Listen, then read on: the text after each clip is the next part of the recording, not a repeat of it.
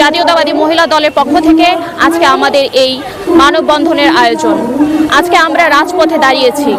আজকে আমরা নারীরা আমাদের ঘরেও নিরাপদ নয়। সার্থক জন্ম যেন জন্মেছে এই দেশে, কবির কবিতার এই লাইনটি যেন আজকে উল্টে যায়, এটা আমরা মানতে পারি না। শিশু আসিয়া ও সে ঘরেই ছিল, সে তার বোনের বাসায় বেড়াতে গিয়েছিল।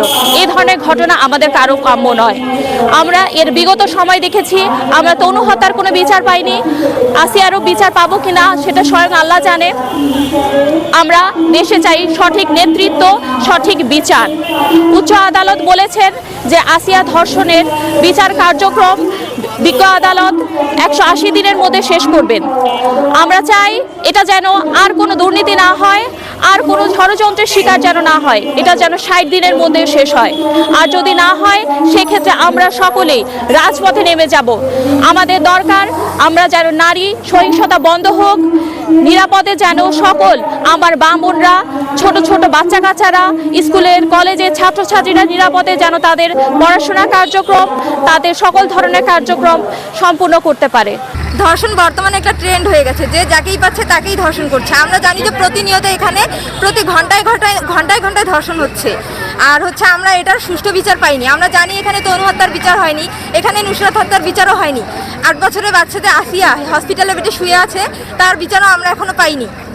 অথচ আমরা ধর্ষিতাকে প্রশ্নবিদ্ধ করি তাদের পোশাক নিয়ে, তাদের চরিত্র নিয়ে, যেখানে পোশাক ম্যাটার করে না। একজন হাফেজাও ধর্ষিত হচ্ছে, 8 বছরের একটা বাচ্চাও ধর্ষিত হচ্ছে, 6 মাসের বাচ্চাকেও ছাড় দেওয়া হয় না। এখানে বয়সও ম্যাটার করে না। 80 বছরের বৃদ্ধাও ধর্ষিত হচ্ছে, 6 মাসের বাচ্চাও ধর্ষিত হচ্ছে। তাহলে কিভাবে আমরা পোশাককে এবং তার চরিত্রকে টেনে আনি? এখানে বলা হয় যে মাহরাম ছাড়া নাকি বাইরে বের হওয়া যাবে না, সেখানে স্বামীর সামনে, বাস ভর্তি মানুষের সামনে স্ত্রীকে ধর্ষণ করা হয়, মা মেয়েকে ঘর থেকে তুলে নিয়ে গিয়ে ধর্ষণ করা হয়।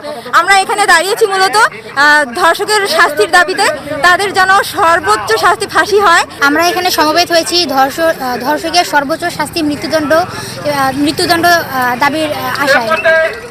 আমরা এখানে মূলত সমবেত হয়েছি আসিয়ার মতো যাতে এরকম আর কারোর সাথে না ঘটে এই আশায়। আমরা এখানে সমবেত হয়েছি আমাদের দেশে প্রতিনিয়ত যে ধরনের ধর্ষণ চলছে, এই ধর্ষণের তীব্র প্রতিবাদের জন্য আমরা সরকারের কাছে আকুল আবেদন করছি। তারা যে রায় দিয়েছে 90 দিন বা 180 দিনের মধ্যে ধর্ষণকারীকে শাস্তি দিবে, আমরা এই রায়ের তীব্র বিরোধিতা করছি।